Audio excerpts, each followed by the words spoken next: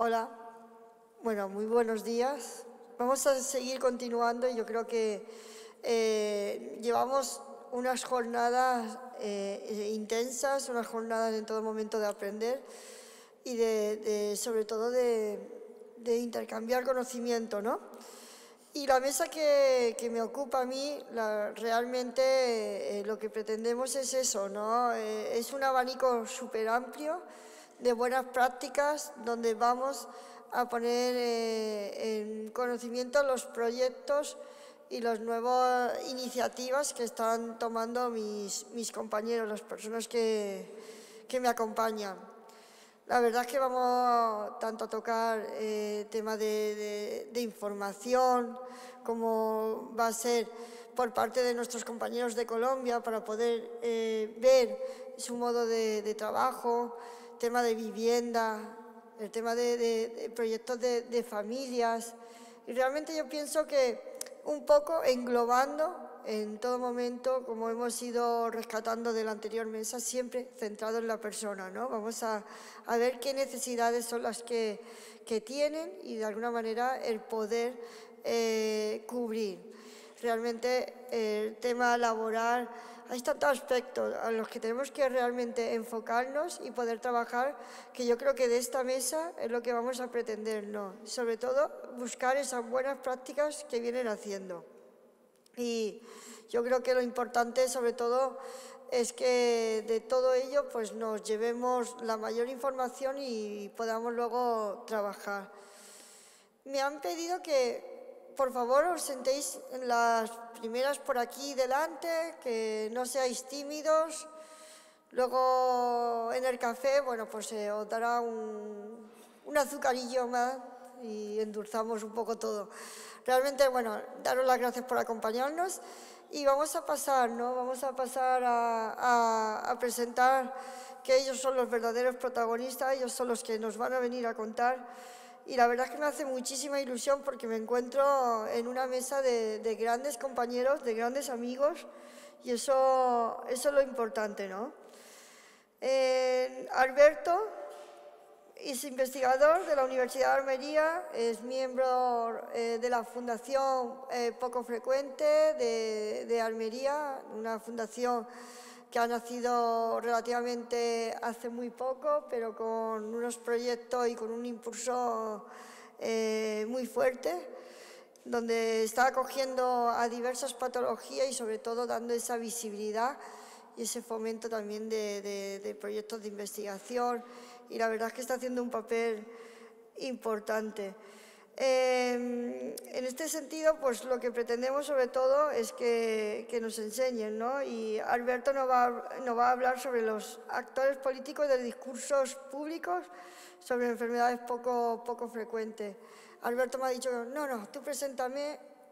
Bueno, pues como amigo y como compañero, realmente es una persona súper involucrada, es una persona que lleva a sus alumnos, que les contagia muchísimo esas ganas de que aprendan, de que tengan curiosidad, y en los momentos que hemos tenido de conversación es lo que realmente a mí me despierta en ese sentido de una persona que quiere transmitir.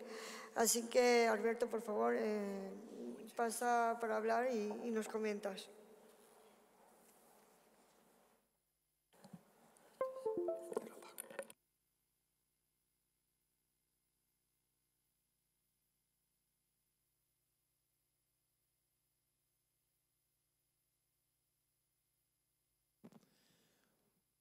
Buenos días, me llamo Alberto y vengo de la Universidad de Almería, del grupo de investigación ECO, Estudios Críticos del Discurso sobre la Comunicación, y de la Fundación Poco Frecuente.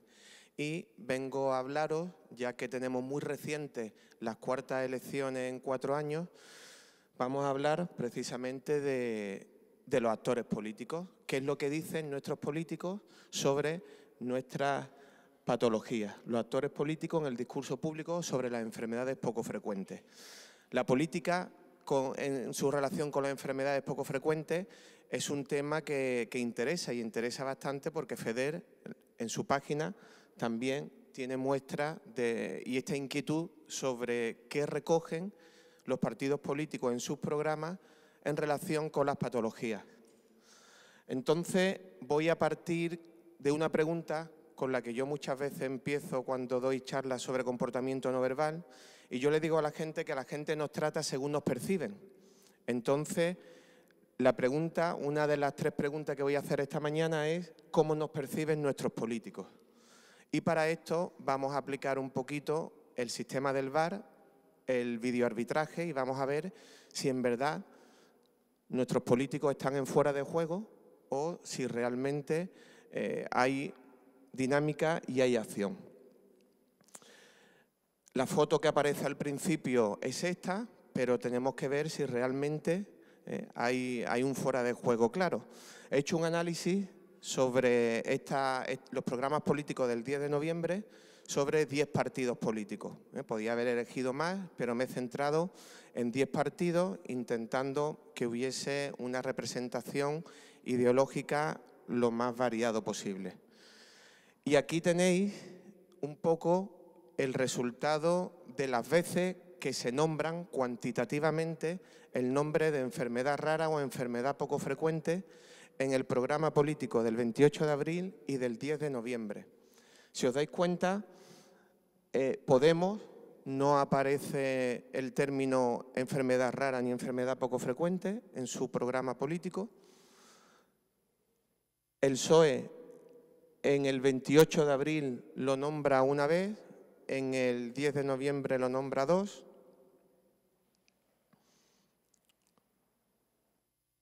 No, perdón, están intercambiados, ¿eh? El 10 de noviembre es lo de abajo y el 28 de abril es lo de arriba. El Partido Popular en abril hace 2 menciones sobre enfermedades raras, enfermedades poco frecuentes, pero ahora en el programa político del 10 de noviembre no aparecen, han desaparecido la terminología. Ciudadanos mantiene su mismo programa, Vox no los nombra. Sí es verdad que en su programa del 26 de junio sí aparece. Hay un artículo en relación con las enfermedades poco frecuentes, pero en las medidas que presentan en estas últimas elecciones no se nombran. Esquerra Republicana mantiene su mismo programa, al igual que el PNV. Compromís no aparece, Bildu no aparece, Más País no existía el 28 de abril, pero sí lo nombra en estas elecciones del 10 de noviembre. Por lo tanto, tenemos unos partidos que se han quedado en fuera de juego y otros partidos que están en situación legal. Exactamente tenemos 5 partidos que nombran las enfermedades raras o las enfermedades poco frecuentes en su programa político. Cuando digo que las nombran me refiero a que aparece explícitamente el término enfermedad poco frecuente o enfermedad rara. Hay otros artículos en otros programas que lógicamente tocan de lado, rozan a las enfermedades poco frecuentes, porque siempre que se hable de discapacidad, pues lógicamente ahí están dentro todos los pacientes que tienen cualquiera de las 7.000 patologías. Entonces, aquí nos surgen 2 preguntas. Si está estancado el discurso político sobre las enfermedades poco frecuentes y si está estancado el ritmo con el que se toman decisiones, con la que nuestros políticos toman decisiones en relación con las enfermedades poco frecuentes. Aquí, bueno, este es el artículo que aparece en el 28 de abril, ¿no? El PP, el lema era valor seguro, en esta era por todo lo que nos une, en este caso no aparecen. Aquí tenemos el de Ciudadanos, no sé si se lee bien el texto, lo voy a pasar un poco rápido porque después lo resumo un poco. Esquerra Republicana. El texto de Esquerra Republicana es lo último, que es la búsqueda e investigación de las enfermedades minoritarias, que aparece en la página 59. Dentro de las propuestas por la República Catalana hay una serie de propuestas y entonces aparece después ese inciso, mientras tanto no llega a la República, pues medidas que presentaremos al Congreso y al Senado. Y entonces aparece esta medida, que es la de las enfermedades poco frecuentes. El PNV, tanto en el programa del 28 como del 10, porque ellos tienen un programa por 4 años, entonces mantienen la misma línea y la presencia de estas enfermedades. El PSOE, este era el programa del 28 de abril con su lema, tenían dos grandes programas, los 110 compromisos y el programa electoral, y aquí tenemos la del 10 de noviembre, que son 35 compromisos sociales y plan para avanzar y vencer el bloqueo. Eran los dos programas fuertes que presentaba el Partido Socialista para este 10 de noviembre, con el lema de ahora gobierno, ahora España, ¿no? Con esa oración distributiva. Más país es quizá el texto más completo que trata los diferentes aspectos que pueden afectar a las enfermedades poco frecuentes, de todos los que aparecen, por lo menos el que también sintácticamente y discursivamente está mejor construido, que eso también es importante. No solamente hay que ver la presencia de si aparece o si no aparece, sino también si está escrito y si tiene sentido y si hay una comparación. Y entonces, pues resumiendo, tenemos tres preguntas. ¿Cómo nos perciben nuestros políticos? Si está estancado el discurso y si el ritmo en la toma de decisiones pues es un ritmo ágil o es un ritmo lento. Respecto a la primera pregunta, podemos decir que nuestros políticos nos perciben cada vez un poco menos, porque claro, en el 28 de abril te nombran más, en el 10 de noviembre te nombran menos. Por lo tanto, la percepción en cuanto a la terminología es menor. A veces utilizan un uso ambiguo del lenguaje, sobre todo por la redacción. En unos casos, por ejemplo, nos equiparan al seguro dental. En el mismo párrafo del programa, por ejemplo, del Partido Socialista, al principio se habla del seguro dental y en ese mismo párrafo están las enfermedades poco frecuentes, ¿no?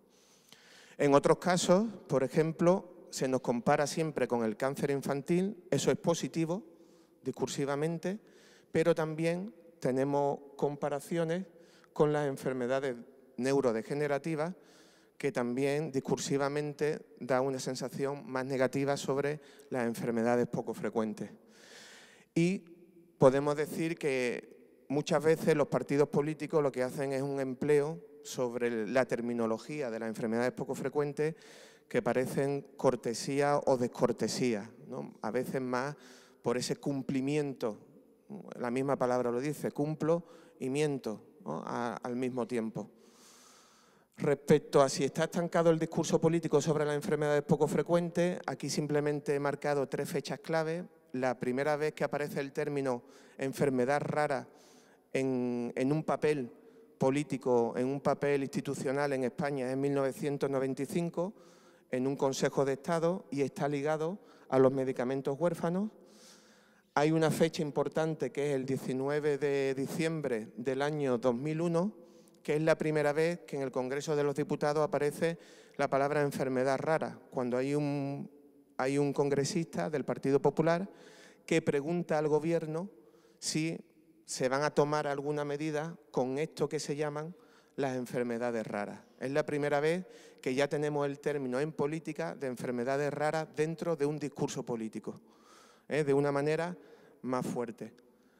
En el 98 había surgido FEDER, empieza ya todo ese movimiento con fuerza, y en el 2001 empieza ya a dialogarse sobre lo que son las enfermedades raras.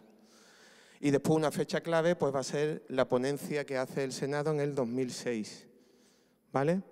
La ponencia que hace en el Senado en el 2006, el informe de ponencia sobre un estudio encargado para analizar la situación de los pacientes con enfermedades raras. Esto va a ser un punto, muy importante dentro de la política y dentro de las situaciones de las enfermedades raras en el discurso político. Aquí más o menos hay una gráfica, en el 2006 el informe del Senado, el discurso de la Casa Real que va a potenciar de una manera maravillosa la visibilización y la lucha por las enfermedades poco frecuentes y la colaboración para la investigación. En el 2009 tenemos las primeras estrategias sobre enfermedades raras del sistema de la Seguridad Social, Nacional de Seguridad Social, y después vamos teniendo una presencia del discurso político hasta los últimos años, donde ya tenemos una crisis política y entonces lo que es la presencia cuantitativa va disminuyendo cada vez más. Sobre si está estancado el ritmo con el que se toman las medidas, pues he tomado como referencia 10 partidos políticos. En el 2017 en España hay registrados más de 4.000 partidos políticos. Habría que hacer un estudio sobre todos estos programas, lógicamente. Sobre los 10 partidos, pues 5 partidos implicados desde el 28 de abril con 7 medidas y después en el 10 de noviembre tenemos otros 5 partidos, pero con 2 medidas menos. Tenemos 5 medidas. Tenemos los mismos partidos, pero menos medidas. Entonces, podemos decir lógicamente que cuando se toman medidas se supone que en unas elecciones son medidas para 4 años. Entonces, es importante que ese ritmo, que haya 5 medidas sobre las enfermedades poco frecuentes de una manera explícita en 4 años, pues lógicamente el ritmo es un poco lento, ¿eh?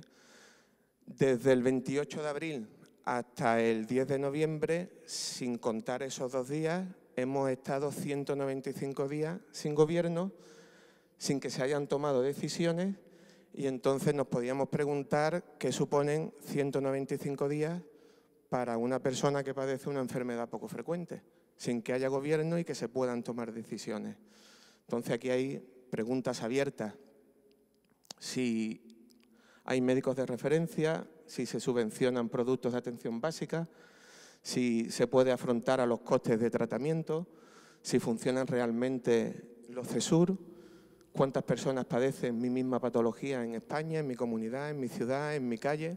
Realmente se han llevado a cabo esos estudios epidemiológicos y está ese archivo donde podamos tener a ciencia cierta no una estimación, sino ya un reflejo real de los pacientes que tienen una enfermedad poco frecuente. Y entonces, pues dentro de este VAR, como árbitros, tenemos que tomar una decisión. La decisión puede ser tarjeta roja o tarjeta amarilla. Cada uno, pues dependiendo de lo que vea, pues tendrá que tomar su propia decisión, ¿no? Quizás a lo mejor habría que buscar una tarjeta naranja, ¿no?, que esté entre lo amarillo y lo rojo. Y por mi parte, nada más. Muchas gracias por vuestra atención.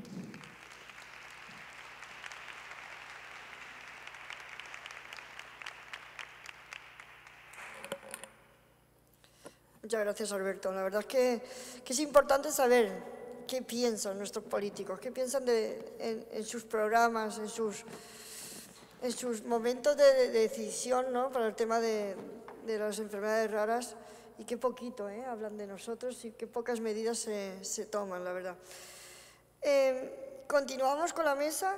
En este caso me acompaña un compañero que viene también de la tierra de Alicante, no es cercano de donde yo vivo, y realmente viene a presentarnos un proyecto muy bonito. Yo pienso que a todos nos preocupa, ¿no?, cómo será nuestro futuro de vida, nuestro modo de vida, dónde viviremos o cómo podremos tener esa vivienda con esos cuidados o con esas necesidades, ¿no?, que por la edad, o en este caso a lo mejor por nuestra discapacidad, pues necesitamos. Y la verdad es que es un proyecto muy interesante donde nos puede orientar en el sentido de cómo podemos elegir el poder querer y el poder vivir, ¿no? Prudencio López Vicedo es coordinador de la Asociación Senior de Vida Sostenible, y la verdad que su charla está centrada en el cohousing, vivir con más autonomía entre afines y elegir exactamente qué estilo de vida y dónde quieres y dónde puedes vivir. Así que, Prudencio, por favor. Muchas gracias. Buenos días, encantado de estar aquí con ustedes o con vosotros, si me permitís. ¿Sí? Vengo, como dice mi compañera, de tierras alicantinas, pero mi deje es murciano también, porque soy de Villena y utilizamos el ico, también pequeñico y esas cosas. Entonces me siento como en casa también. Bueno, quiero hablaros de una experiencia que estamos teniendo y que ojalá pronto también llegue a estas tierras e incluso se pueda ir extendiendo por todo el mundo, porque yo creo que atiende una necesidad fundamental. He querido venir con tiempo hoy, he estado en las primeras ponencias, y cuando he escuchado la primera de ellas, que seguramente la habéis tenido oportunidad también de oír, ¿no?, y hablaba de la comunidad virtual, he pensado, qué interesante. Empezamos hablando de la comunidad virtual y espero que podamos seguir hablando de la comunidad física, o sea, de cómo las personas nos relacionamos virtualmente con otras personas que tienen afinidades o mismas necesidades, pero cómo eso también lo podemos trasladar a nuestra vida cotidiana, a nuestra vida familiar. En este momento yo creo que hay un hueco importantísimo que necesitamos cubrir. El mundo virtual ya es un hecho, el cuidado familiar también, pero a mi juicio falta una base importante intermedia que supone proyectos que permitan vivir a las personas entre seres humanos que tienen conciencia social y que han decidido colaborar, han decidido unirse o apoyarse mutuamente. La vivienda colaborativa, que en el mundo se le llama cohousing, ¿sí?, viene a cubrir esa necesidad. Os explicaré. Comentaban también algunos compañeros, me acuerdo del doctor en psicología, que donde de verdad las personas en su atención pueden responder de forma más eficaz es en el entorno familiar.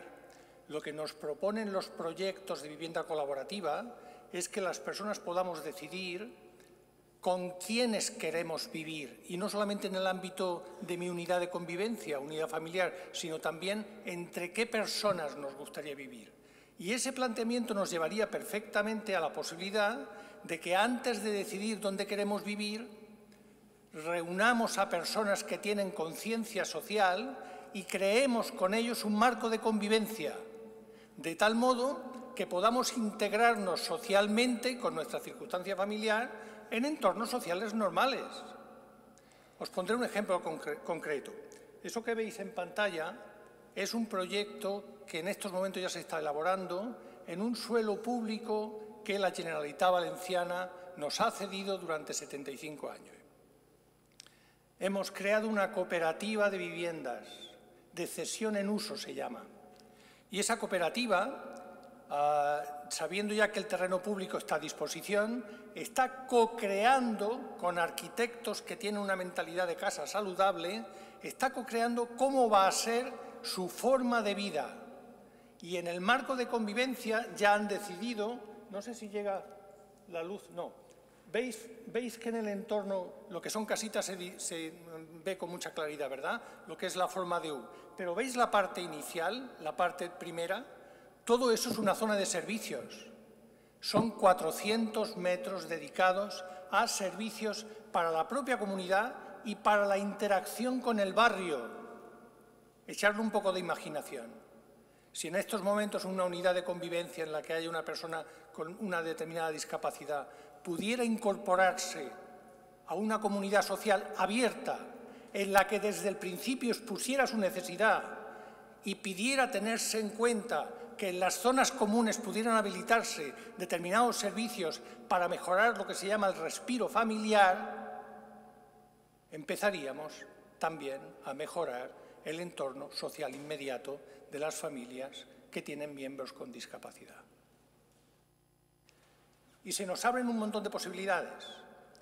Una de ellas es, me entero de dónde puede haber una de estas comunidades, planteo cuál es mi necesidad, veo si de verdad las demás personas entienden lo que para mí o para mi entorno familiar sería necesario y decido, antes de involucrarme, si es esa la comunidad que necesito o no. Primera posibilidad. Segunda posibilidad, podrían crearse comunidades de unidades de convivencia ya afines. Podrían haber familias que se reunieran en torno a unas determinadas necesidades de cuidado de algunos de sus miembros y que decidieran de antemano atraer a personas de unas características similares para que la zona de servicios fuera pensada específicamente para la atención de sus familiares. ¿Cómo suena esto? ¿Suena bien? A veces estas ideas son tan bonitas, ¿no? Pueden ilusionar tanto que uno las puede ver casi irrealizables. Pues bien, la buena noticia que os traigo es que ya está habiendo una conciencia, incluso en el ámbito político, por lo que comentaba mi compañero también, y os hablo de la comunidad que más conozco, que es donde yo vivo, en la de la Generalitat Valenciana, se sacaron ya 7 suelos en la Comunidad Valenciana a disposición de proyectos de cohousing, de los cuales hay 4 ya en preparación. Hay 23 suelos más que se van a sacar en breve y, si encuentro rápido la diapositiva, os mostraré un compromiso por parte de la Generalitat. Ese es Ximo Puig, que es el presidente de la Generalitat Valenciana, que se comprometió en que en esta legislatura iban a poner a disposición suelo para 500 viviendas en cooperativa. ¿Cuál es la intención, por tanto? Que esto se extienda, mejor dicho, que esto se normalice y que en Murcia también la propia comunidad autónoma como los ayuntamientos empiecen a poner a disposición suelo que además tenemos la enorme ventaja de que su desarrollo no sería un coste para la administración pública, sino que las propias cooperativas lo podrían asumir con préstamos de la banca ética, que en ello estamos ya negociando con ellos, con la banca ética. Entonces, desde el punto de vista financiero, también es viable. No digo que sea fácil, digo que es viable y se puede trabajar. Fijaos si empiezan a haber oportunidades, porque en el momento aparezcan suelos públicos de estas características en determinadas zonas urbanas o periurbanas o rurales y hayan comunidades que quieran interesarse por ello, incluso profesionalmente, ya estamos los especialistas que hacemos que esa buena idea se convierta en realidad. Entonces, las piezas del puzzle las tenemos a nuestra disposición. Nos preocupa una cosa especialmente.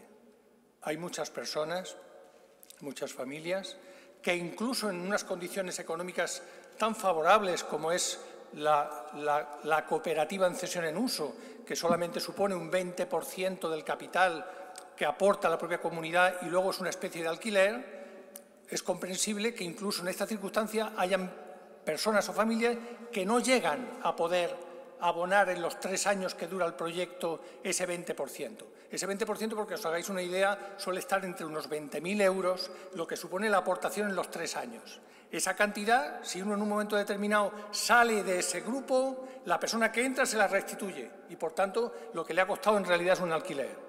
Pero estamos preocupados porque ni tan siquiera esa barrera exista. Ayer asistí a un encuentro en la Asociación de Promotores Inmobiliarios de aquí de Murcia. Con ellos tengo una relación desde hace muchos años. Y les propuse hacer un taller en su asociación en la que habláramos de la posibilidad de que se construyan edificios en alquiler para cooperativas. El planteamiento es muy interesante para todas las partes.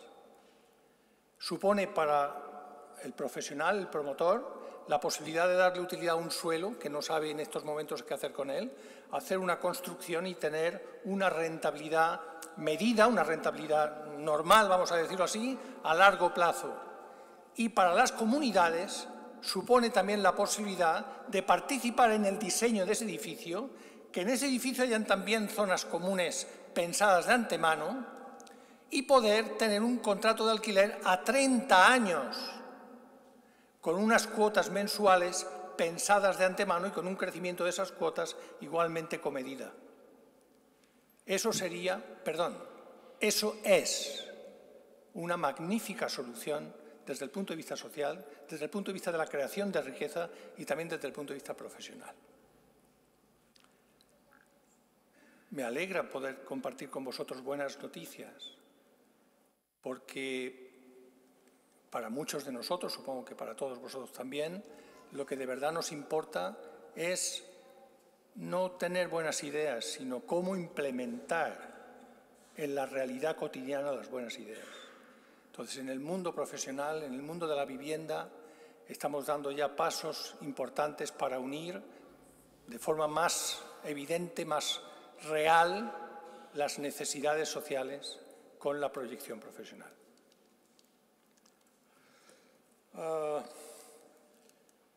Afortunadamente, nos encontramos cada día con más ejemplos y lo que os invito, por tanto, es que habléis de esto con la gente que tengáis a vuestro alrededor, que habléis con las personas que tengan responsabilidad política, que habléis con las asociaciones, porque todos ya estamos en condiciones de poder hacer de esto una realidad y que cada persona o que cada unidad de convivencia decida cómo prefiere que sea su forma de convivir perfectamente en un grupo social abierto donde se tengan en cuenta las propias necesidades o bien entre grupos afines, entre personas que tengan necesidades similares.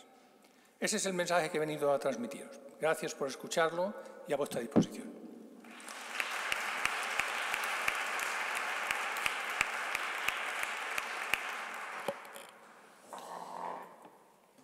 Muchas gracias.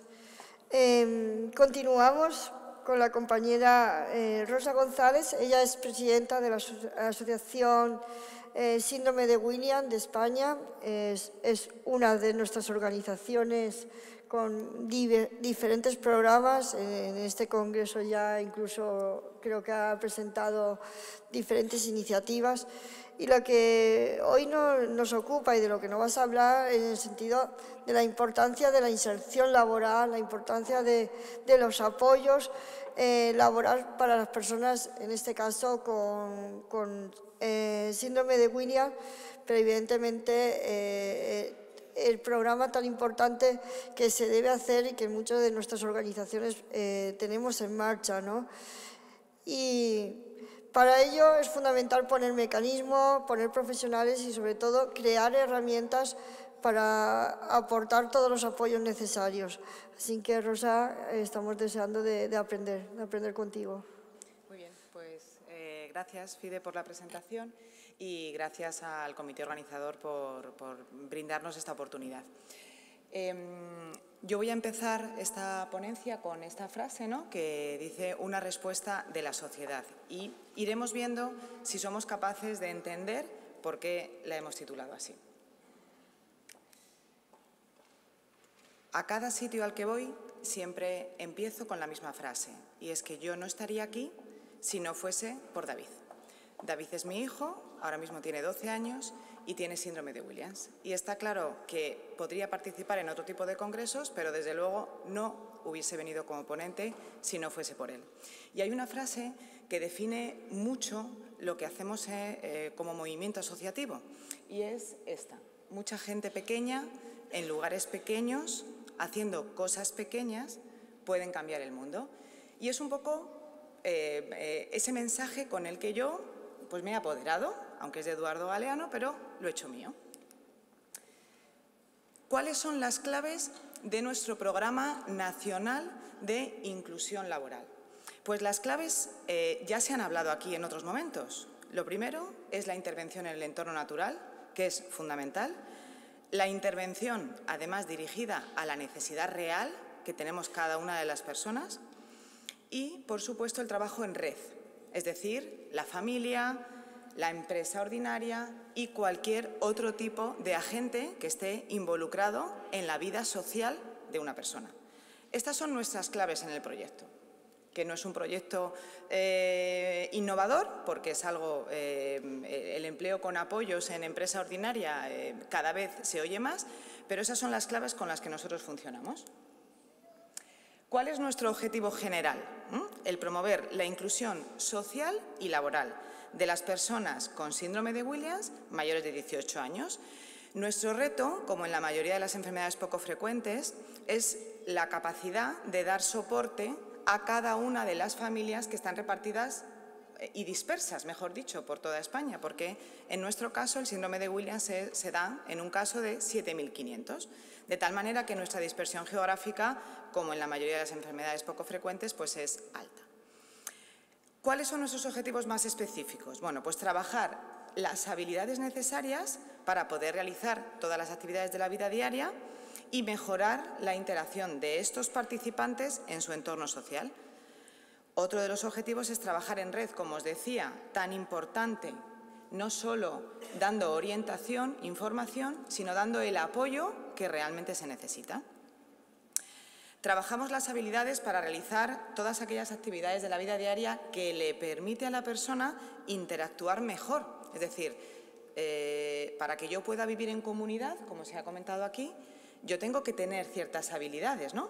Y esas habilidades a veces no vienen solas, las tengo que trabajar. Pues nosotros desde este Programa Nacional de Empleo, aunque nos veamos muy posicionados en la empresa, estamos trabajando también estas habilidades.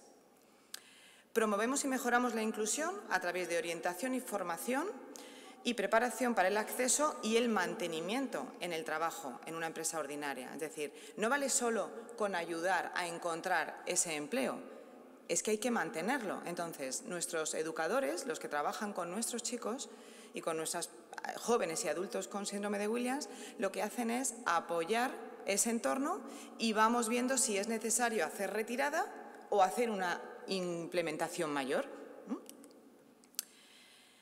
Comenzamos en el 2011, ¿vale? Cuando nosotros nos planteamos que teníamos que enfocar uno de nuestros objetivos dentro de la asociación en esta inclusión laboral, vimos que primero teníamos que ver si realmente teníamos candidatos para poder incluirlos en empresa. Analizamos, correcto, tenemos candidatos. Ahora vamos a ver qué perfil de empleabilidad tienen. Es decir, ¿nuestros chicos pueden llegar a pilotar un avión? No, pero sí pueden hacer otras cosas. Entonces, determinamos y diseñamos cuál era ese perfil de empleabilidad. Y a partir de ahí, la verdad es que nos fueron surgiendo la firma de convenios, tengo que decir que de manera natural. Natural y porque personas implicadas en las grandes empresas tenían mucho que ver con nosotros. Y eso es evidente. ¿Y cuál es nuestra realidad actual? Pues que estamos en el año 2019, tenemos un programa que ahora detallaré un poquito más de formación, un programa de empleo y una parte, un itinerario en el que se trabajan todas las áreas transversales. Como os decía, el itinerario del programa de formación. Tenemos que entrenar y practicar esas actividades de la vida diaria, pero en el domicilio y en el entorno natural de la familia, de la persona. También para la vida laboral, es decir, tenemos que hacer una orientación a nuestros chicos, tenemos que ayudarles a la búsqueda activa de empleo, podemos orientarles a nivel sociolaboral de qué cosas se ajustan más a su perfil y también les podemos ayudar a estudiar oposiciones para poder acceder a la parte pública. Luego, la parte del empleo con apoyos consiste en valorar, como os decía, cada situación y tener una adaptación del puesto de trabajo, un entrenamiento práctico de las tareas del puesto de trabajo y un seguimiento. Porque, claro, en todas las empresas, y cada uno lo sabemos en la que trabajamos, no siempre las circunstancias de alrededor son las mismas y yo me tengo que ir adaptando. Os voy a poner un ejemplo para que se vea más claro. Nosotros firmamos un convenio con Kiabi. Kiabi es una empresa internacional de moda donde tienen tiendas repartidas por toda España. Entonces, nuestros puestos adaptados son los de auxiliar de tienda. ¿Qué ocurre? Que es verdad que hay épocas del año donde se requiere un mayor tiempo, por ejemplo, en momentos de rebajas, pues evidentemente hay mayor afluencia, se tiene que sacar una mercancía que no es la de temporada y se tiene que ajustar las tareas del trabajo a ese preciso momento. Y luego hay otros momentos en los que la cosa es diferente. Pues no va a ser lo mismo el apoyo que tengan que tener las personas con ese puesto adaptado en un momento o en otro, y eso es labor del educador que acompaña, ¿vale? ¿Qué hacemos? No solo nos quedamos trabajando en dar apoyo a la persona con las dificultades de funcionamiento, sino que nos centramos en dar orientación y formación a todo el equipo de trabajo que hay alrededor de esta persona, que no solo es su jefe, son sus compañeros, y nos vamos y damos hacemos una jornada de sensibilización donde especificamos quizás características concretas de la persona con la que están trabajando para que puedan entender ciertos comportamientos, pero lo que hacemos sobre todo es un trabajo de sensibilización. Y luego trabajamos estas áreas transversales, como os decía, en ambos itinerarios, ¿no? El desarrollo personal, la autodeterminación, la gestión emocional, las habilidades sociales, y eso es fundamental hacerlo con la unidad familiar. Esta mañana se hablaba de la importancia de la intervención a nivel familiar.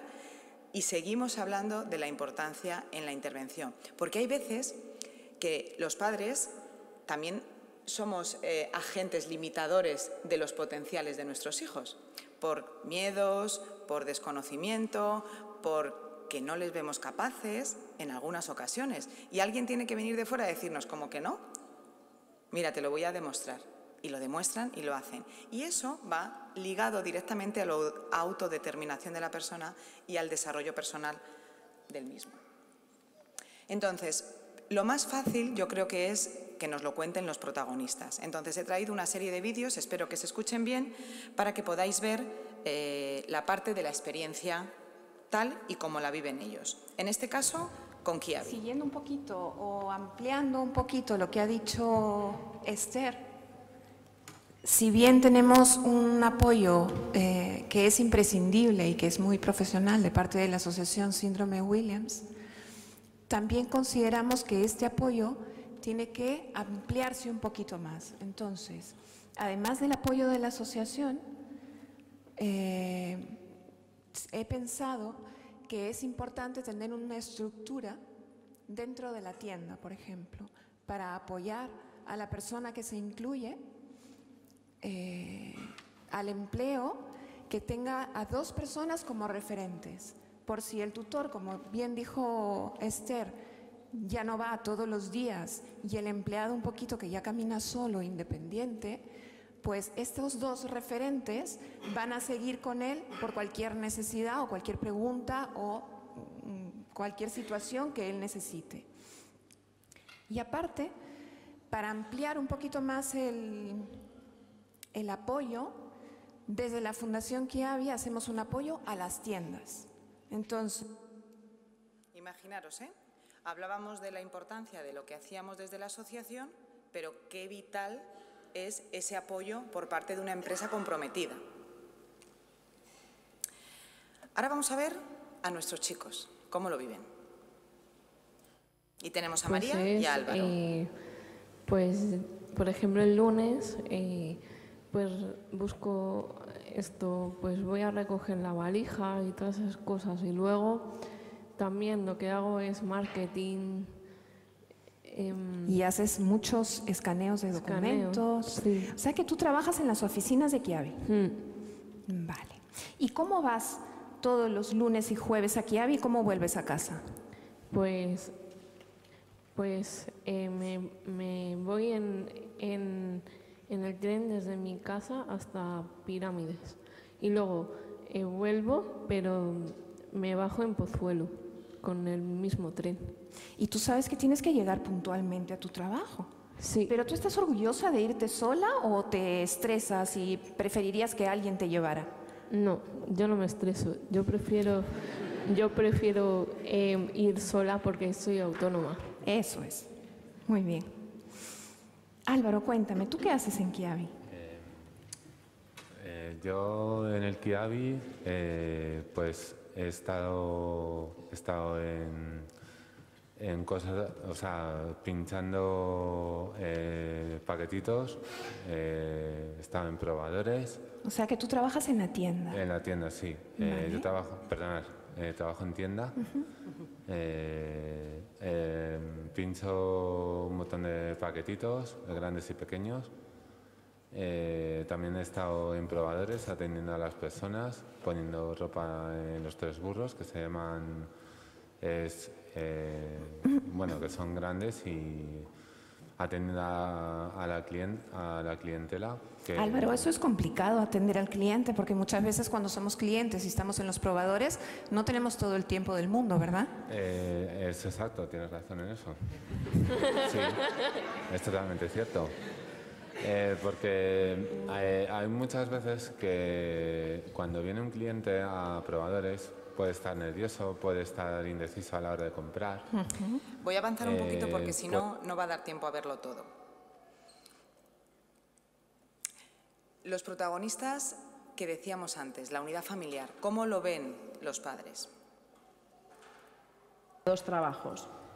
Pues sí, es cierto, sabes, de que Álvaro cumplió los 18 hasta los 27 años en el 2005, él había realizado pues, muchos cursos, 8 o 10 cursos, y había trabajado esporádicamente pues, en periodos de 2 o 3 meses en varias empresas como McDonald's y Bimbo. Y Bimbo dentro del Corte Inglés. Luego, en el 2005, es cuando entró en Supersol, que es un supermercado de alimentación, como reponedor, y ahí ha estado trabajando, sigue trabajando, pues de lunes a sábados por las tardes como reponedor. Y en el 2012 es cuando entró en Kiabi, gracias al programa de inserción laboral, y ahí sigue trabajando, y él trabaja allí de miércoles a viernes por las mañanas y realizando las diversas funciones que él ha dicho. Para nosotros realmente es una gran satisfacción y alegría porque trabajar de esta forma estable, pues él disfruta en ello y se siente realizado haciéndolo. Ha conocido a muchos buenos compañeros, ha hecho amigos incluso con ellos, y nosotros el hecho de verle ocupado y satisfecho es como, bueno, como si fuera un regalo de Dios. Pues hasta que empezó a trabajar de esta forma, yo pienso que su vida, diríamos, era menos ilusionante y, por decirlo de alguna forma, le sobraba demasiado tiempo que a veces no sabía cómo emplear. ¿Cómo gestionar? Claro, ¿verdad? Vamos con el último Su vídeo. hijo al principio te planteas cuál va a ser su futuro, ¿no? Y en el momento hace pues 26 años, o 25 años, la inserción laboral pues era algo impensable y etcétera, ¿no? Y claro, cuando llega el momento, y sí es cierto que eso se puede producir, entonces, bueno, pues con muchísima ilusión, pero sobre todo por ella, porque es un logro que ella ha alcanzado, para el cual se había preparado. Otro logro más que ha superado, porque yo considero que están superando logros todos los días. Palabras que han salido en todas estas intervenciones. Que quiero ser autónomo, que además quiero tener una estabilidad, además me produce satisfacción personal y realización, disfrute, porque voy en mi día a día con ilusión, además voy superando esos logros, me relaciono con mi entorno, ocupo mi tiempo. Decidme si todo esto que se refleja como resultado o como conclusión, no lo queremos todos. Trabajar en el entorno natural de la persona lo que nos permite es intervenir sobre las necesidades y situaciones reales que hay en la vida diaria, ¿no? Y comprendemos mejor. Cuando empleamos estas metodologías que apuestan por el fomento de las capacidades y de las potencialidades de la persona, pues evidentemente ayudamos en esos procesos de autodeterminación, que ayudan a definir el proyecto de vida que todos debemos de tener.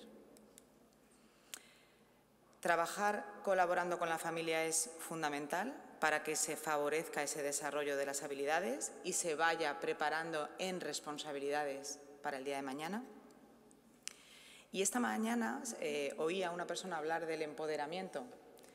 Nosotros también trabajamos ese empoderamiento de la persona con síndrome de Williams porque lo creemos fundamental, para que sepa cómo estar, buscar su lugar y encontrar su satisfacción personal.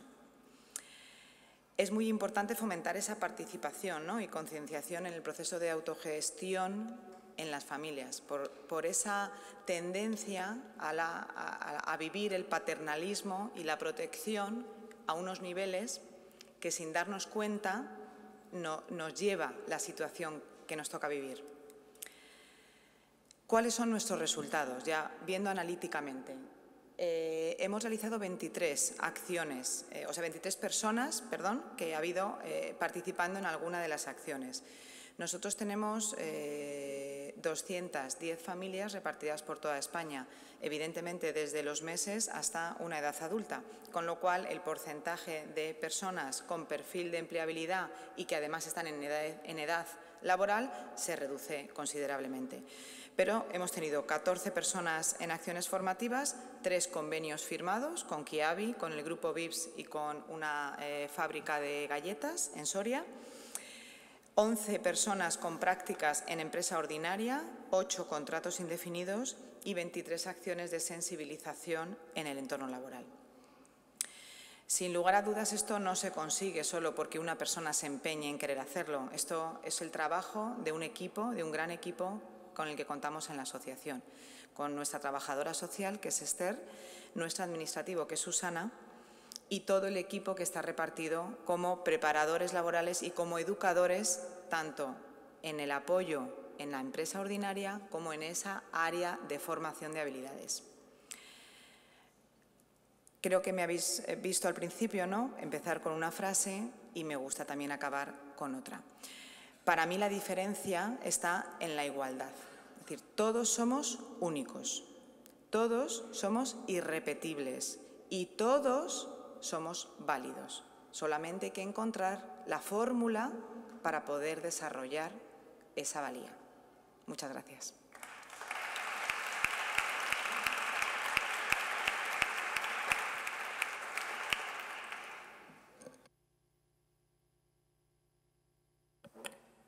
La verdad es que es importantísimo, ¿no? Ese empoderamiento y sobre todo el poder trabajar actitudes y fomentar las capacidades. Yo creo que vivimos en un mundo, cada vez estoy mucho más convencida, en un mundo tremendamente lleno de capacidades y simplemente hay que ir descubriéndolo y dándonos herramientas para poder desarrollarlas y sobre todo para hacerlas mucho más visibles, ¿no?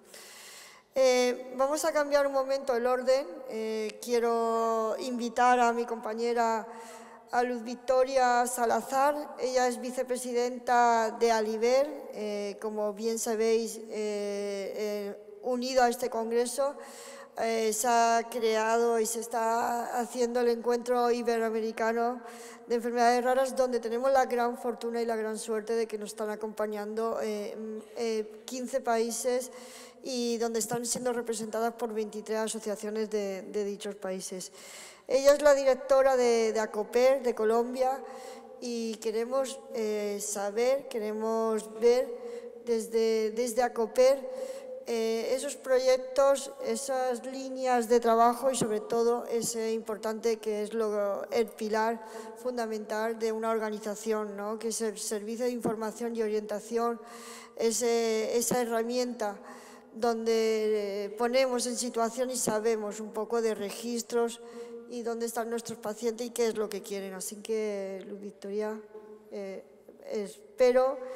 queremos seguir aprendiendo contigo. Ok, muy buenos días. Vamos a hablar del Servicio de Información y Orientación de Aliber. Esta es una presentación que preparó una compañera desde Uruguay, que es el país donde se dio inicio a la implementación del CIO. Ella no pudo estar en este evento con nosotros y solamente tengo el encargo de presentar lo que ella había preparado. Les cuento un poquito de Aliber. Aliber es una red iberoamericana de organizaciones de pacientes que se fundó en el 2013. En ese 2013 estábamos reunidos en esta misma región, acá muy cerca en Totana, creando Aliber. Hoy ya son 6 años en donde hemos podido tener un trabajo continuo.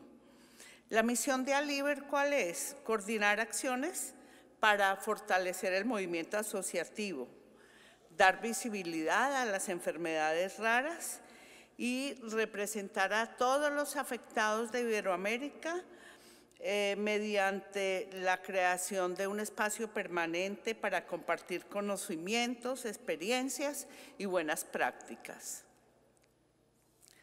¿Qué sabemos? Pretendemos tener la información completa de los pacientes y su entorno, como son el diagnóstico, el tratamiento, los profesionales de la salud que están involucrados en esto, la infraestructura existente, las políticas de salud y el impacto de una enfermedad rara en las familias. Fundamentos del CIO. Mediante la línea estratégica de formación y conocimiento, lo primero que se hizo fue la caracterización del movimiento asociativo en Iberoamérica. Tenemos entonces un libro con la información de cuáles son las asociaciones, cuántas hay, dónde están, a qué se dedican y cuáles son los servicios que prestan. Y también tenemos otro producto ya elaborado que fue presentado en el marco de este congreso, que es el marco legal de las enfermedades raras en Iberoamérica. Tenemos identificados los países donde hay leyes o cuál es la legislación existente para poder completar la información que nos lleve a orientar a las personas que acuden al servicio de información y orientación. También es muy importante para nosotros tener el conocimiento en todos los países de cómo es el acceso a los medicamentos huérfanos. ¿Qué ha pasado y cómo han sido consultados en el tiempo desde el 2014 a 2018? Ese servicio de información y orientación, pues tenemos todavía unos datos muy incipientes, pero lo más importante es que vemos cómo acuden en el tiempo más personas en busca de esa información. El objetivo general entonces de ese servicio es mejorar la calidad de vida de los afectados con enfermedades raras en Iberoamérica mediante el desarrollo y consolidación de un servicio de información y orientación que provea respuestas a los afectados y a profesionales de salud sobre los servicios y recursos disponibles en sus comunidades o en otros países de Iberoamérica.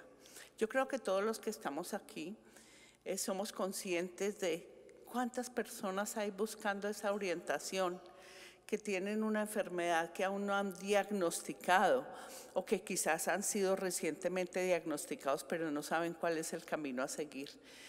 Pretendemos ocupar ese espacio y tenderles la mano para orientarlos. Hay unos objetivos específicos.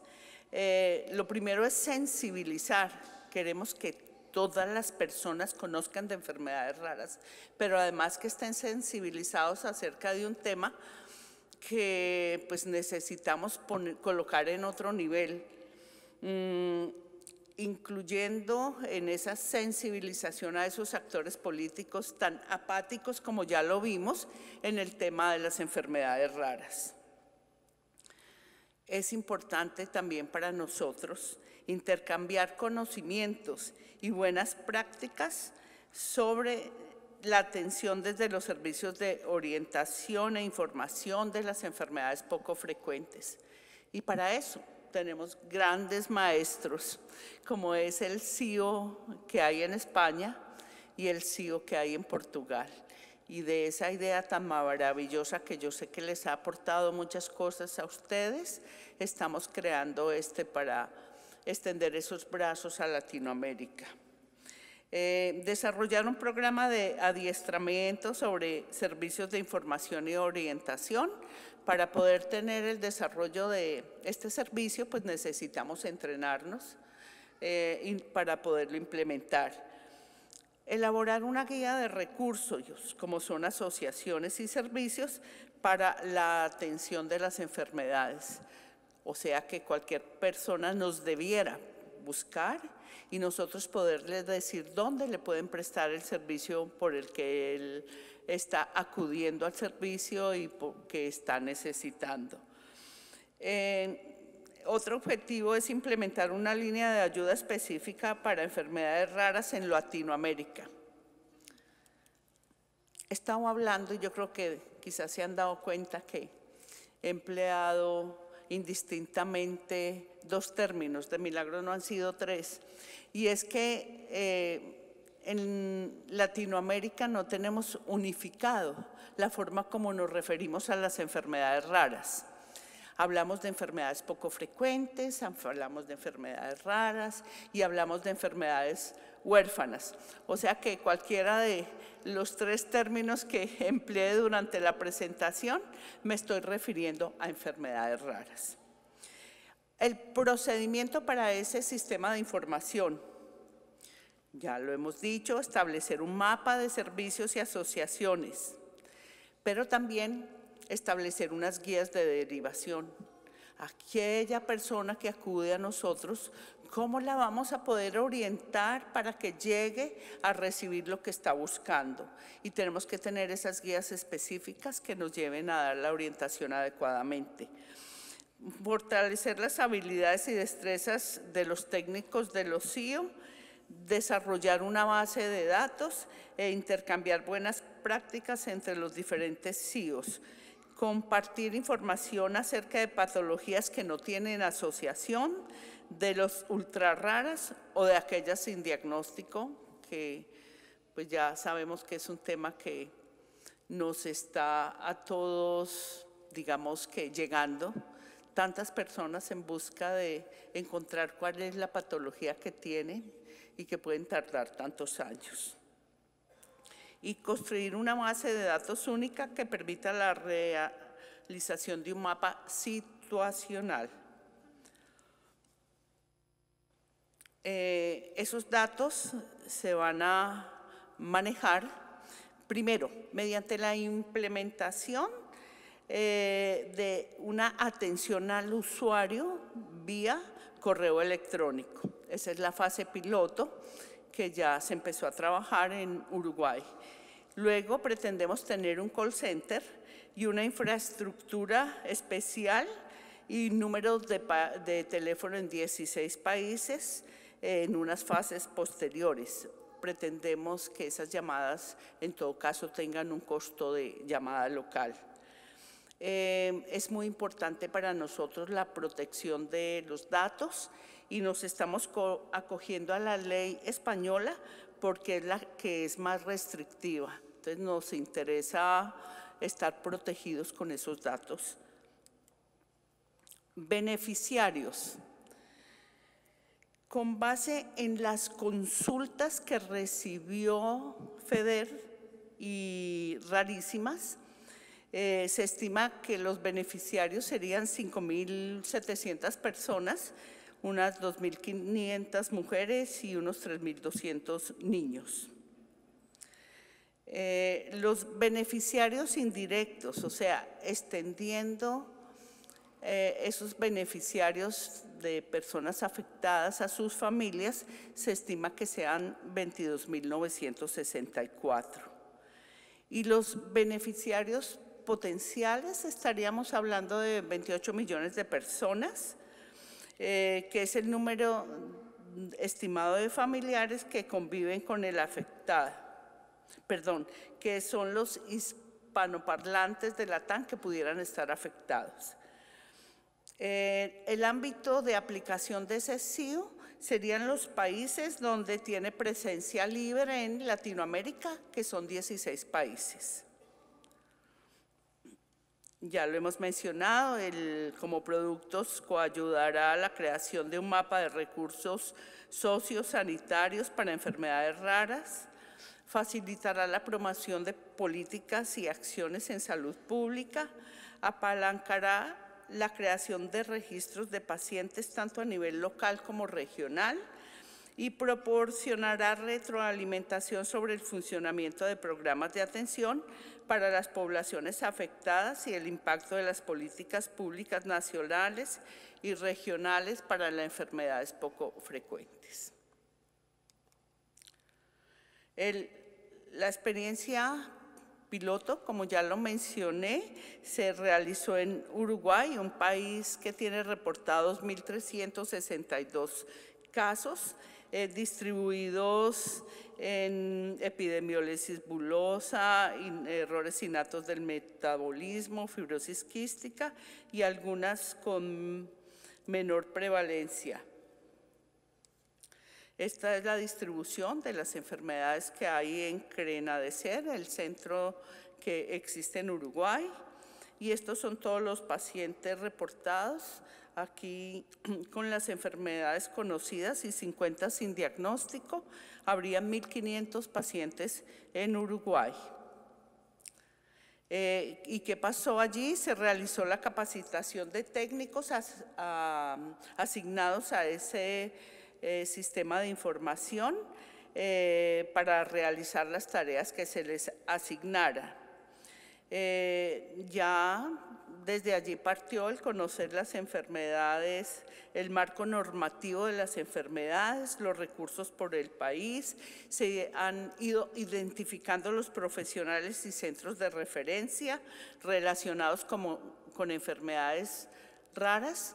Y pues en este punto les cuento que realmente no es que hayan muchos, son pocos por país. En algunos países puede haber 1 o 2 y en otros puede que no haya. Entonces, pues también nos llevaría a mostrar esa situación y mostrar la necesidad de esos centros en nuestros países. Identificar actores políticos vinculados a enfermedades raras. Nos tocará hacer un trabajo como el que nos plantearon en la primera presentación. Y identificar actores expertos en enfermedades raras para integrarlos al comité asesor del CIO de Aliber. Se logró recopilar información sobre 79 asociaciones y 18 fundaciones distribuidos en todos los países asignados y muchas de ellas que aún no pertenecen a Aliber. Aún porque esperamos crecer muchísimo más. Se registraron muchas instituciones vinculadas a lo que es el tratamiento de enfermedades raras en distinto ámbito, pero aunque no son pues específicamente especializadas. Y nos hicimos un trabajo de mirar esa parte legal y las normas y leyes que contemplan enfermedades raras ya están recopiladas en la información de la que parte ese CIO. Muchísimas gracias. Tenemos a Juan como contacto.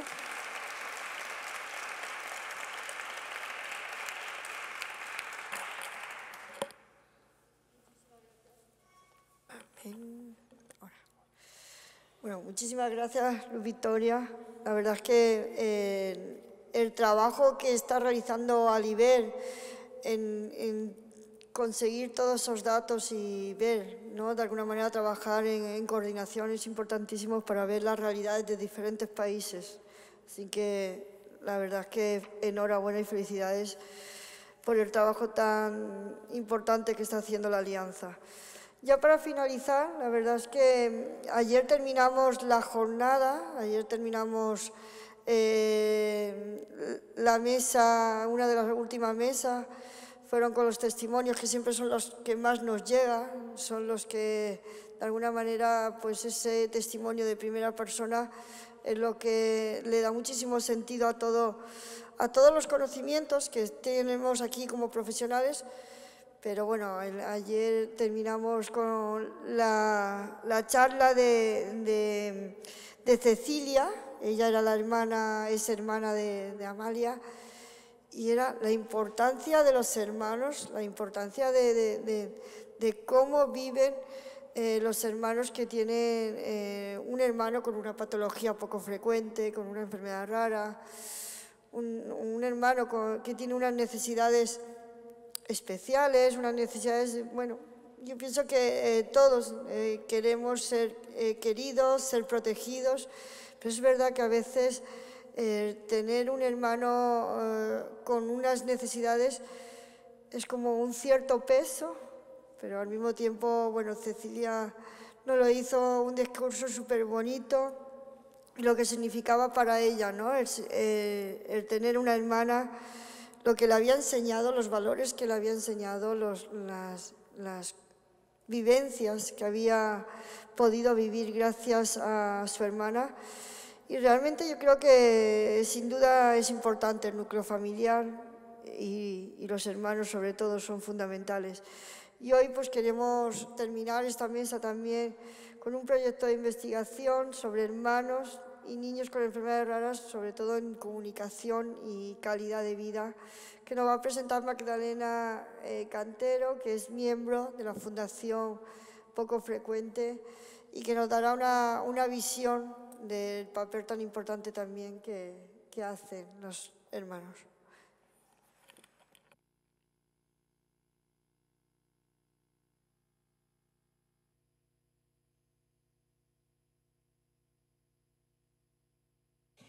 Buenas tardes. Mis primeras palabras son sin duda de felicitación a ADGENES por la organización de este congreso que año tras año convoca a un mayor número de participantes y, por supuesto, también de agradecimiento por permitirnos formar parte del mismo y contar uno de los proyectos que estamos desarrollando en la Fundación Poco Frecuente. Quiero agradecer también a mis compañeros de mesa. Yo voy a contar un proyecto que está en ciernes. Vosotros habéis planteado proyectos que están en curso, interesantísimos todos desde el punto de vista de la orientación y el asesoramiento de la compañera que acaba de irse, del empleo, fundamental para la autonomía personal, la fórmula Prudencio del cohousing, sin duda fantástica, el futuro, pero no solo de las personas con enfermedades raras, sino de todos nosotros tiene que ir por esa fórmula. Las residencias de mayores yo creo que han quedado un poco ya en otra órbita y, por lo tanto, experiencias todas muy enriquecedoras. Como decía Fide al principio, formo parte de la Fundación Poco Frecuente, una fundación que nació hace aproximadamente 3 años en Almería, se constituyó como tal hace 3 años en Almería, pero venimos trabajando, algunos de los miembros, prácticamente toda la vida.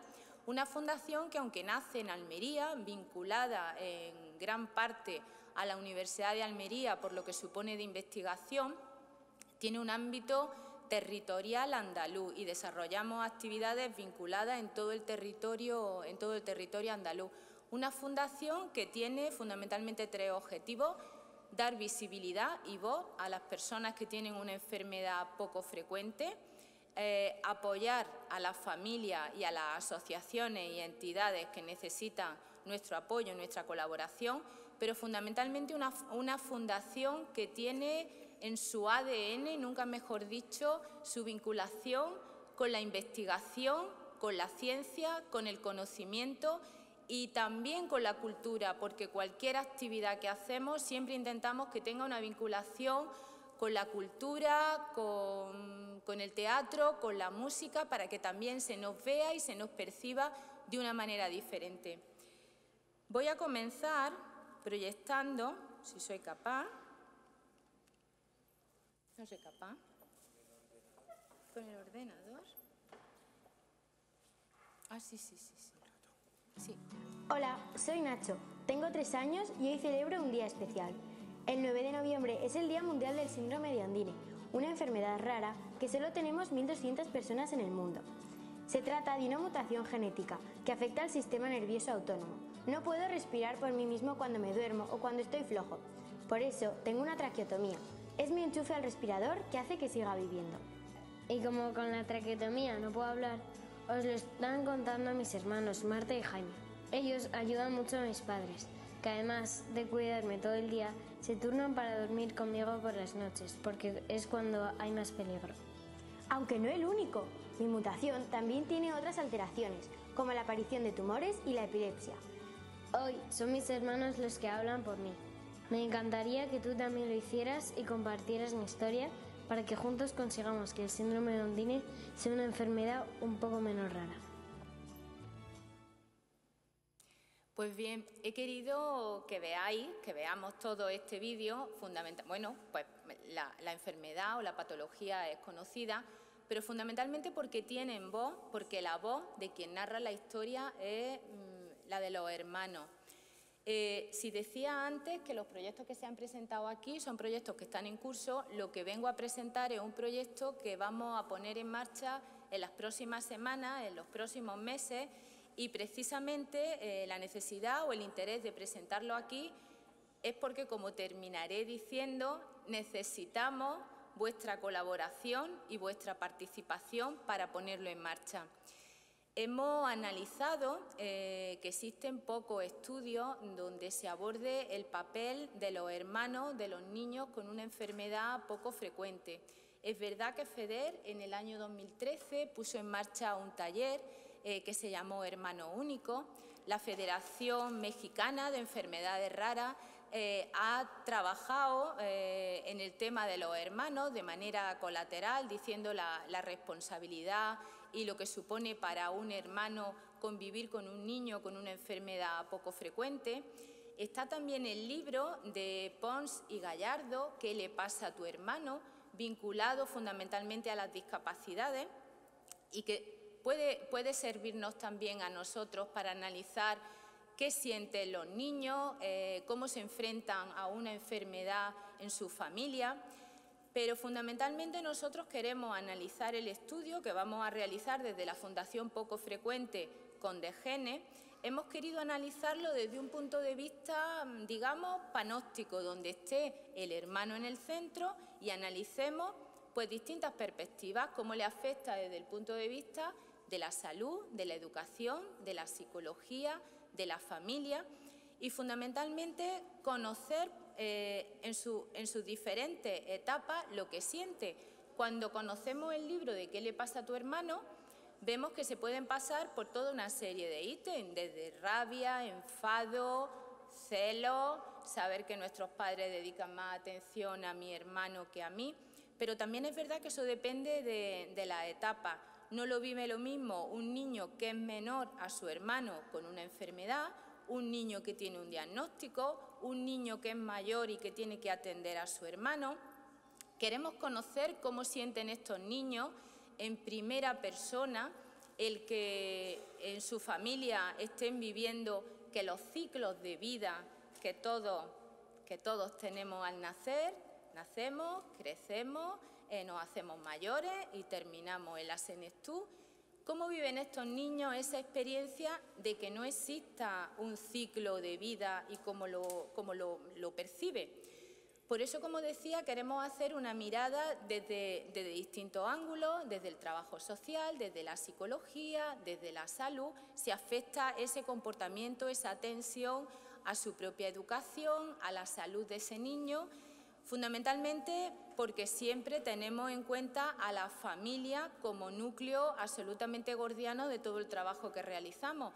Y si tenemos en cuenta que en España aproximadamente hay 3 millones de personas con enfermedades raras y lo extrapolamos o lo extendemos al núcleo de la familia nuclear, al núcleo de la familia, nos iríamos a 9 millones de personas, pero si esto lo extendemos a la familia extensa, os daréis cuenta que estamos hablando de un salto prácticamente exponencial de cómo afecta. Por volver a introducir un poco o por reordenar un poco este estudio, que también tiene en cuenta y lo vamos a hacer desde el punto de vista de la comunicación, del análisis crítico del discurso y de la calidad de vida, vamos a realizar una encuesta dirigida a los hermanos de niños con enfermedades poco frecuentes, pero también analizaremos, como ha hecho ya Alberto, desde el punto de vista del análisis del discurso, cómo se narra eso en los diferentes medios de comunicación y cuál es el hilo argumental a la hora de hablar los propios hermanos con respecto a estas enfermedades. Los objetivos generales, pues como decía, la comunicación, el discurso de los hermanos afectados, el discurso de los hermanos y el discurso entre hermanos, la psicología, el trabajo social, la educación, en definitiva, unas variables diversas que nos permitan acotar, porque el objetivo de este trabajo no es simplemente un estudio, toda investigación tiene como consecuencia la transferencia de conocimiento y eso es lo que queremos hacer, iniciar este proceso de investigación para que haya transferencia y devolución. ¿A quién? Fundamentalmente a los profesionales que trabajan con estos niños en el ámbito educativo, en el ámbito de la salud, pero fundamentalmente a los padres, que sepan, que conozcan cuál es la realidad de su hijo, tanto los que tienen alguna enfermedad poco frecuente como las que no lo tienen. Quiero pasar muy rápidamente la encuesta, que la vamos a ver, o la vamos a intentar ver.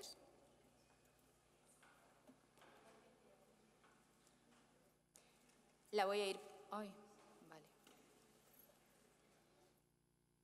Pues no sé si la vamos a ver. Y es fundamental la encuesta porque no sé por qué no me deja. Necesito... sí. A ver. Dale, a ver. No. Dale a cerrar eso. Es que tiene que Bueno, no me deja. En definitiva, y es fundamental que veáis la encuesta porque lo que pretendemos analizar es tanto la percepción hacia afuera de los niños o de los hermanos de niños con enfermedades poco frecuentes, como la autopercepción hacia adentro. Es decir, cómo veo toda una serie de variables que afectan a mi hermano, que afectan a mi familia y cuál es mi autopercepción de cómo lo veo internamente yo y cómo puedo cambiar esto. Fundamentalmente quería mostraros, no sé, voy a lanzar un grito de socorro, si alguien me puede ayudar, porque sí que me gustaría... ¿Tienes que poner la clave del Gmail? ¿Qué clave de qué Gmail?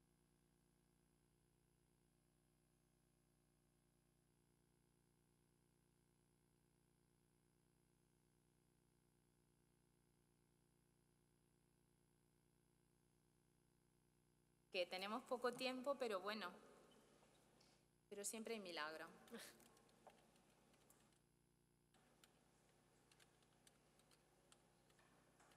Bueno, pues ahí tenéis mi correo, si queréis.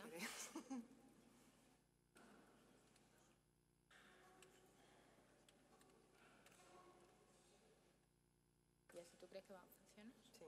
¿Sí?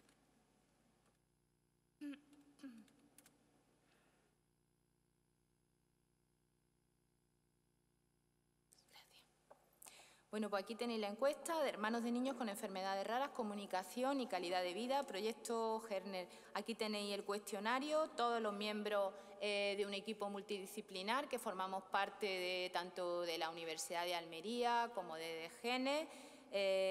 Aquí están pues todas las claves, información de los hermanos, el género, el año en que nació, la nacionalidad, el estado civil, la situación laboral, en qué trabaja, el nivel de estudio, cuántas personas viven en el hogar. Lo voy a pasar evidentemente muy rápido. Con qué frecuencia convives con tu hermano, porque damos por hecho que algunos pueden ser menores, pero otros ya tener mayoría de edad. El género del hermano, en qué año nació. Voy a ir bajando.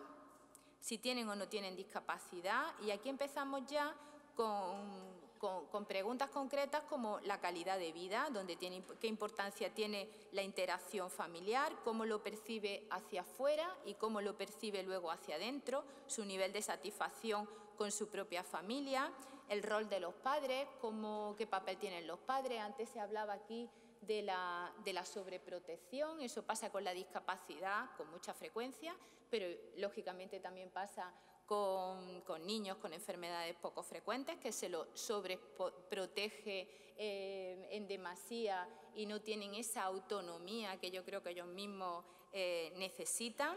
El rol de los padres, el grado de satisfacción con respecto a sus padres, la salud y la seguridad de estos niños, la importancia que tienen para ellos. Si veis, prácticamente en todos los ítems hay una palabra que se repite: familia. Los recursos familiares, es importantísimo saber si en una familia con ingresos reducidos qué cantidad del dinero, del patrimonio de esa familia va destinado a la economía doméstica en general o va destinado específicamente a atender a un hijo con una enfermedad poco frecuente. El apoyo al hermano.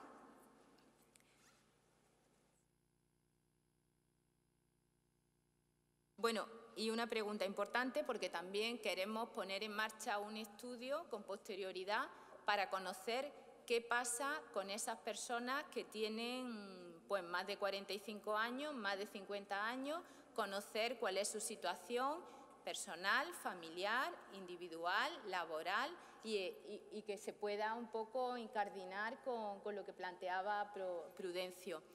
En definitiva, y a modo de resumen, el estudio que ponemos en marcha de hermanos de niños con enfermedades raras, desde el punto de vista de la comunicación y de la calidad de vida, es un proyecto de la Fundación Poco Frecuente y de DGN, integrado por un equipo multidisciplinar que pondremos en marcha en las próximas semanas. Si aquí hoy se han hablado de resultados, nosotros planteamos el inicio de un proyecto que entendemos fundamental y con el que queremos no solo redactar guías de carácter práctico para profesionales del sector, sino también para padres, y el objetivo es, dentro de unos años, cuando tengamos la suficiente información, incluso poder abordar un libro blanco que aglutine pues toda esta experiencia.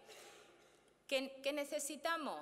Pues os necesitamos a vosotros, necesitamos a partir de ahora vuestra participación y toda esa masa crítica que tenéis vosotros para que entréis, rellenéis el cuestionario y nos pongáis a trabajar. Así que muchas gracias y espero vuestra colaboración.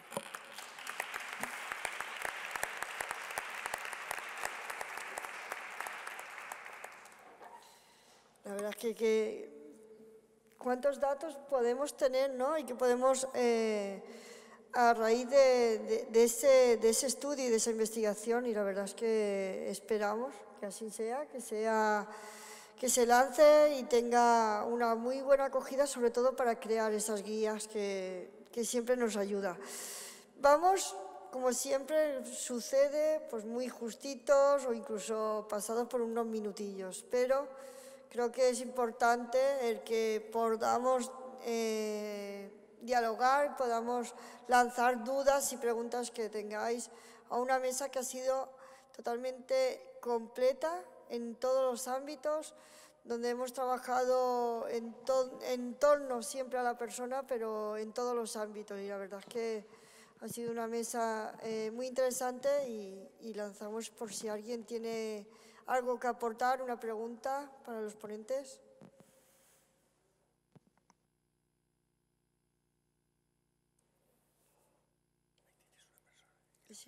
Quería preguntarle si hay alguna experiencia de cohousing en enfermedades raras, tanto en España, no tenemos constancia, pero a nivel internacional, si teníais alguna experiencia, porque nosotros desde Genes queremos impulsar un proyecto piloto en el 2020, como una experiencia piloto, pero no teníamos ese análisis y por eso también ha sido nuestro interés de que del Comité Científico pues que pudieras hoy acompañarnos y conocer de primera mano toda esta experiencia. Y queríamos preguntártelo de forma directa. Lo que puedo comentaros es que aquí en España es todo muy reciente, o sea, ya hay una serie de experiencias, pero no específicas hacia una necesidad concreta como pueda ser esta, ¿no? Lo que creo que sí que merece es hacer ese estudio exploratorio en países como Dinamarca, como Alemania, como Holanda, porque hay tal cantidad de tipos diferentes de cohousing que casi con certeza me atrevería a comentarte que vamos a encontrar alguna opción.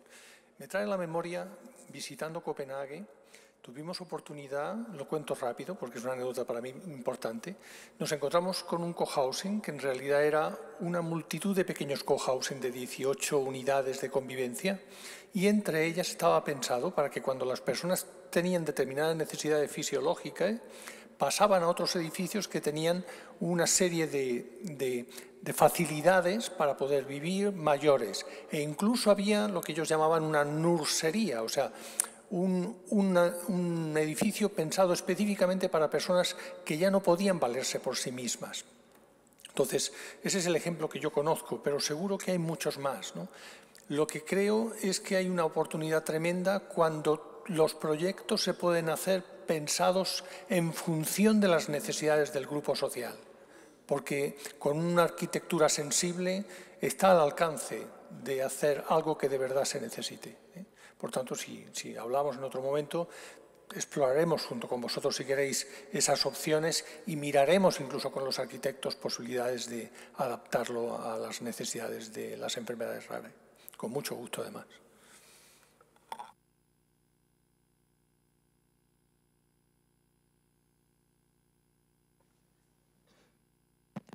Hola, yo tengo dos preguntas, ¿no? La primera es para el ponente Fide Mirón en relación a la presentación y es dentro del estudio o evaluación que hiciste de los discursos políticos, de las diversas tendencias políticas, ¿pudiste detectar si estas organizaciones políticas se reunieron con las organizaciones sociales, se hicieron algún tipo de jornadas para conocer cuáles eran sus necesidades o los hicieron partícipes en su diseño de su discurso o su plan estratégico? Sí, gracias por la pregunta. El FEDER que tiene un amplio bagaje en este tema. FEDER, está aquí Juan, que él es el que lo vive en vivo. Hay una relación desde la Federación Española de Enfermedades Raras con los diferentes líderes o equipos de trabajo de los diferentes partidos políticos. Lo que hay que preguntarse es, que en lo que yo estoy trabajando ahora, es si realmente existe un discurso político sobre enfermedades poco frecuentes o lo que tenemos son políticos en discursos sobre enfermedades poco frecuentes. ¿Qué es la diferencia? Porque es curioso cuando se analizan algunas intervenciones políticas que, lógicamente, hay una transferencia, hay un copia y pega de discursos, por ejemplo, que parten desde la Federación Española. También es normal, porque el ser político, que mucho abarca, poco aprieta. Es muy difícil que ahora des una conferencia sobre enfermedades raras y que después tengas que dar una sobre la economía o sobre los autónomos, si eres el mismo. No puedes dominar todos los temas. Es imposible, al igual que es imposible que una persona pueda dominar las 7000 patologías. Pero sí es verdad que hace falta una guía de buenas prácticas para la clase política en relación al discurso sobre las enfermedades poco frecuentes. Y mi segunda pregunta va a la ponente de la Fundación de Síndrome de Williams. Realmente la ponencia me pareció muy buena, como todas, pero existe ¿cómo explicar? La relación con otras organizaciones para también trasladar su experiencia, ¿no? Otras asociaciones que deseen impulsar la inserción laboral, ¿no? Bueno, muchas gracias por la pregunta, pero no termino de entender qué es lo que me quieres preguntar. En función de los resultados que ustedes han obtenido con su proyecto, ¿han creado alianzas con otras organizaciones que deseen impulsar un programa parecido al que ustedes tienen?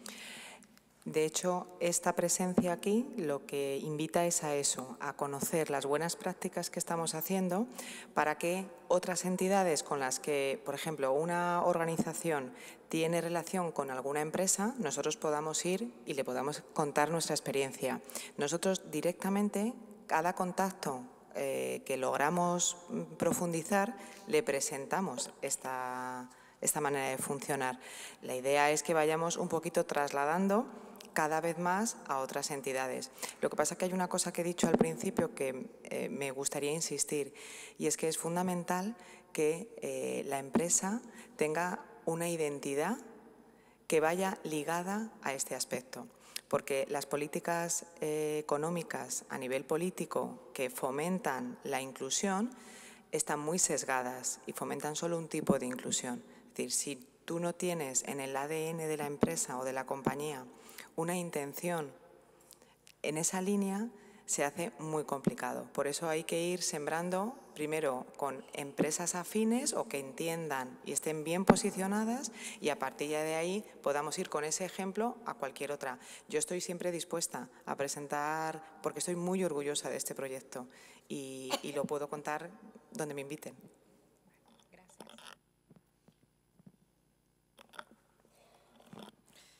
¿Alguna pregunta?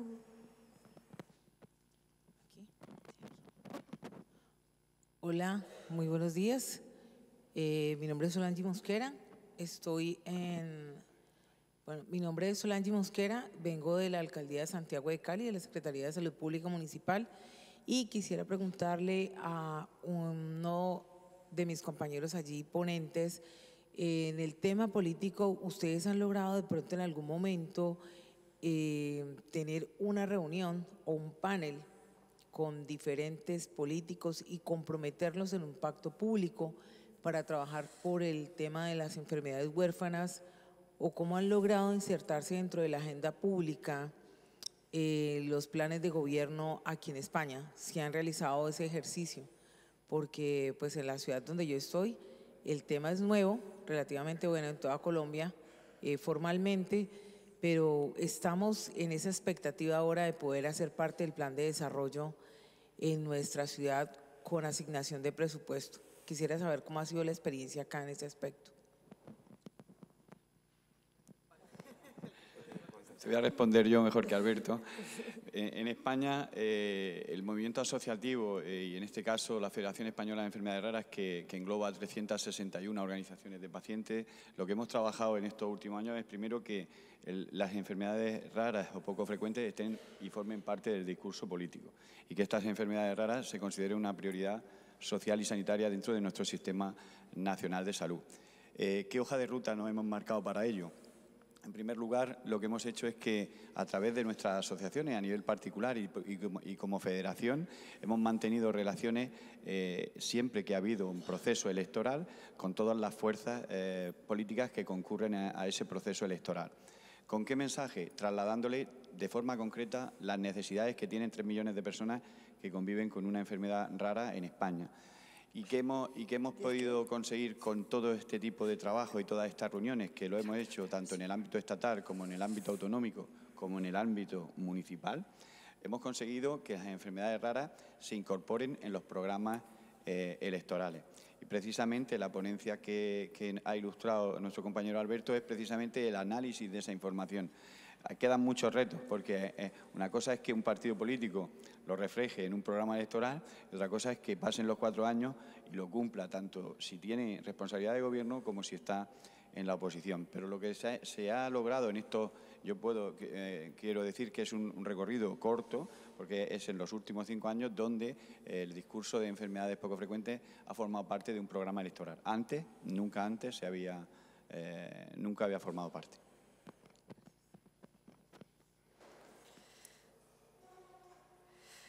Bueno, pues si no hay ninguna pregunta más, realmente... Ay, perdón, no lo había visto.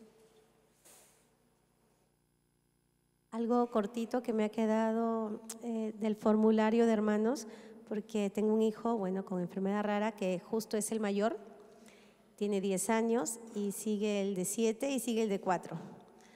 Entonces, para empezar...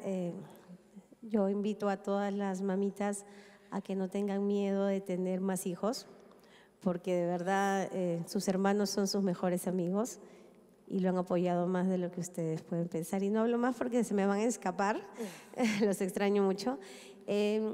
La pregunta que me ha quedado en el aire y quiero saber el porqué de la pregunta es por qué preguntan sobre si tienes hermanos mayores de 45 años. ¿Y por qué hago la consulta? Porque toda mamá piensa, ¿no? ¿Qué va a pasar con mi hijo cuando ya no esté? Y creo que por ahí va la pregunta. Efectivamente. Queremos saber y queremos cuantificar, porque el estudio es básicamente de carácter cualitativo, pero también hay ítem en el cuestionario que tiene carácter cuantitativo, como en este caso. Queremos cuantificar porque estamos trabajando no solo con proyectos, con este proyecto de investigación, sino con otro específico para mayores. Entonces, necesitamos empezar a tener unos datos de partida. Por eso esa pregunta. Gracias. Una pregunta más.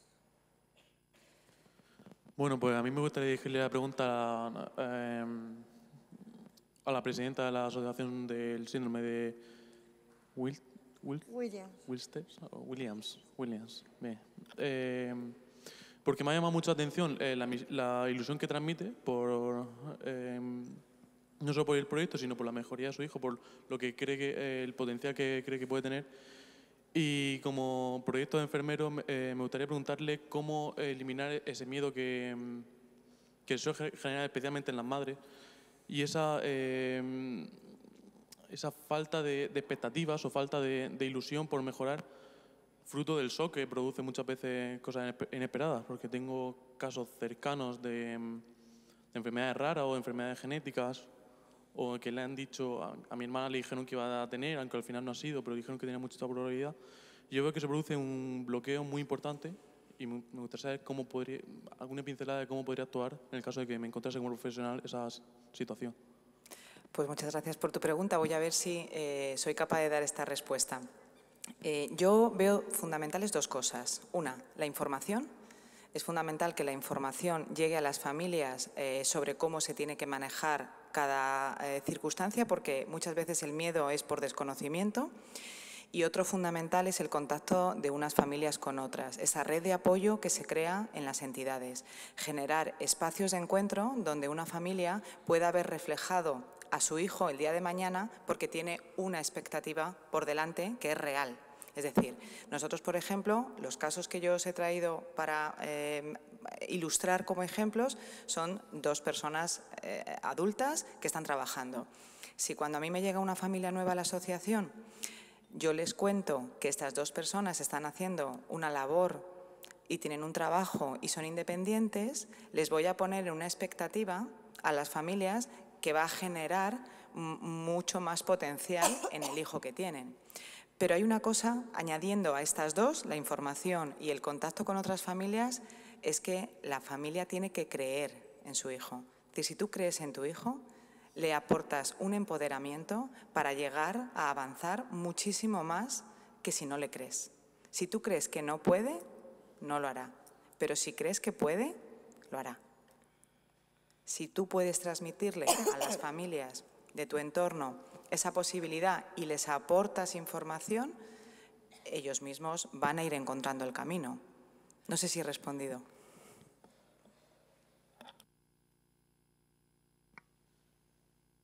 Con respecto al cuestionario de familia, donde se habla de los hermanos, ¿cómo podemos nosotros este trabajo que ya está aprobado, que ya está validado, cómo lo podemos replicar en Latinoamérica? ¿Cómo podemos apropiarnos de esa herramienta que ya está hecha y sacarle provecho para poder tener esos datos de información que son tan importantes, teniendo en cuenta que las familias, pues, hombre, merecen un tratamiento especial y la parte psicosocial es algo que es muy débil todavía en Latinoamérica para el manejo de enfermedades huérfanas? Y ese tejido muchas veces es muy débil y se rompe por todas las tensiones que generan la atención al hermano con la enfermedad. Entonces, quisiéramos saber cómo lo implementamos, cómo nos lo hacen llegar y cómo nos enlazamos a lo que ya se está construyendo aquí en España. Bueno, yo casi que le diría al presidente de la Fundación, y Juan te puede contestar, de DGN, el cuestionario es un cuestionario abierto, el conocimiento es de todos, parte de las 2 organizaciones, de la Fundación Poco Frecuente y de DGN el estudio, que empezará a realizarse en Andalucía y en el ámbito nacional, pero evidentemente cuantas más muestras, cuantas más personas realicen esta encuesta, más rica será y más capacidad tendremos para llegar a más familias. Así que simplemente lo que yo he hecho hoy es presentar el estudio e invitar a todos a que hagáis uso del mismo. Por tanto, yo creo que está a vuestra entera disposición. Bueno, pues ya sí que cerramos la mesa, dándoles las gracias a todos los ponentes que han participado, Magdalena, Rosa, Alberto, las personas que se han tenido que ir, como Prudencio y Luz. Realmente ha sido una mesa, como hemos empezado como diciendo, súper polifacética de alguna manera, porque hemos tocado todos los ámbitos. Y la verdad es que muchísimas gracias por participar, por colaborar y por estar hoy aquí. Muchísimas gracias a todos.